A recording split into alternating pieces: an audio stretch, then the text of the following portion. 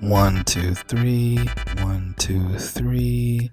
Hello, I'm Overtired, and this is a series on my channel where I scour Audible's depths for anything and everything of worth, which is easier said than done, because a lot of obscure fiction is, how do you say, obscure for a reason. But I'm always looking for gold, and today, in spite of that, it's not looking good. Today I'm going to be talking about the newest book in U of I's. It's the Shrubley series. And as you can see by the first slide, it's not looking too good for the quality of this book already. And frustration is right. Good character writing was honestly kicking the author's ass, but I'll get into that in later slides. Next.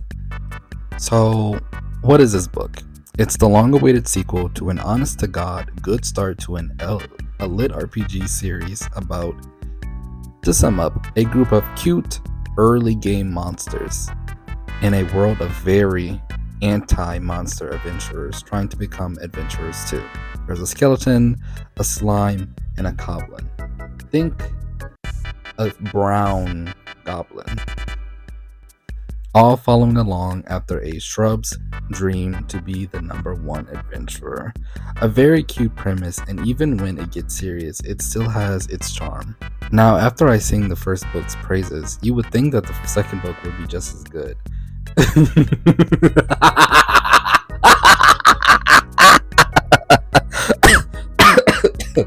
No. Next. Here's a synopsis, or as the slide says, what the author thinks the story is about.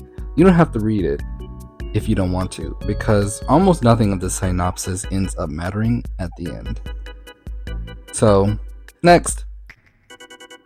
Here's what the story is actually about. Nonsense masquerading as a good sequel, where the author is allergic to competent writing like an American is to common sense. A lot of the established narrative is disregarded in order to make Shrubley into a Mary Sue. And no, the fact that I'm raging over a shrub is not lost on me. Next. The last time I did a video like this, my thoughts were all over the place. So now, here we go. A YouTube-friendly numbered list of all the narrative shortfalls. I'll go over these problems in their own slides, but first, next. What I don't have a problem with is Shrubley as a character. His naivety is honestly refreshing to what the genre usually turns out.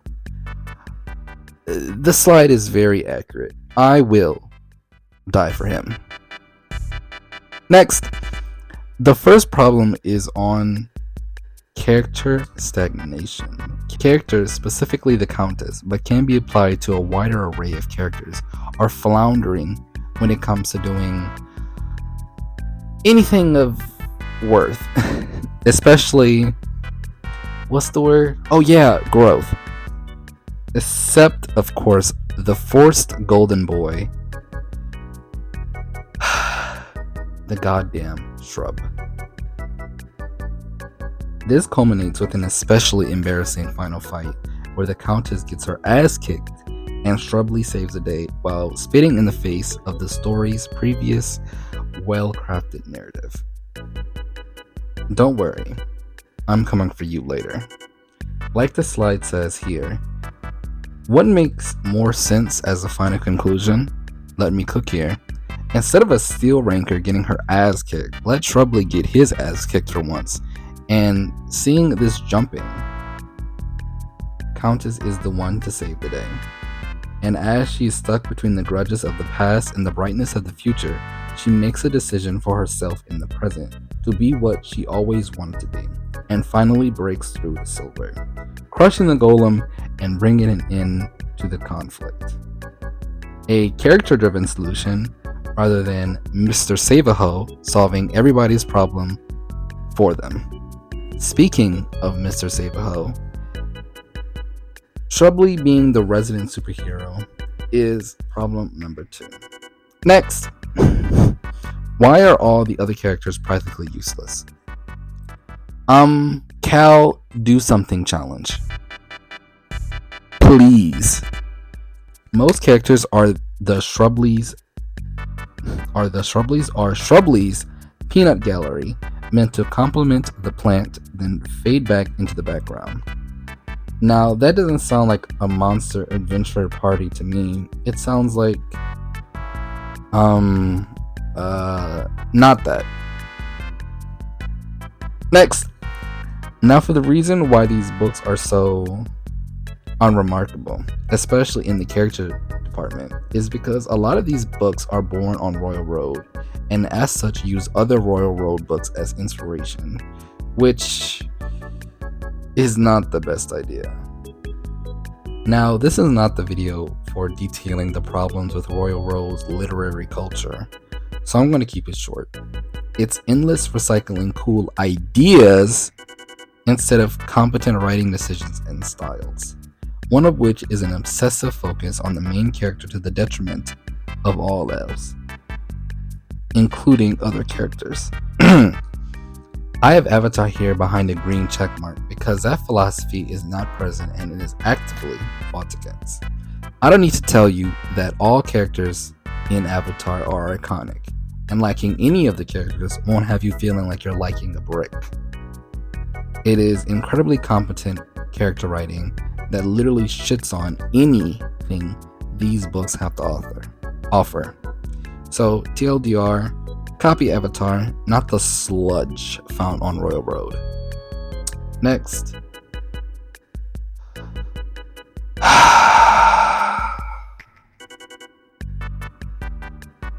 Shrubley goes Super Saiyan.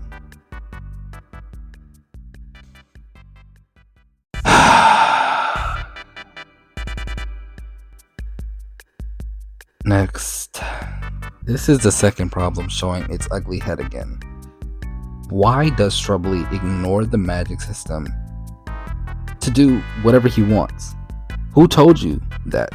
Who told you, James, the author, that was a good idea? Huh? But, whatever. Next. Do you know my reaction to most of these chapters were? Wow, a chapter about the alchemist that no one cares about. Skip. And that follows for a large majority of the chapters in this book.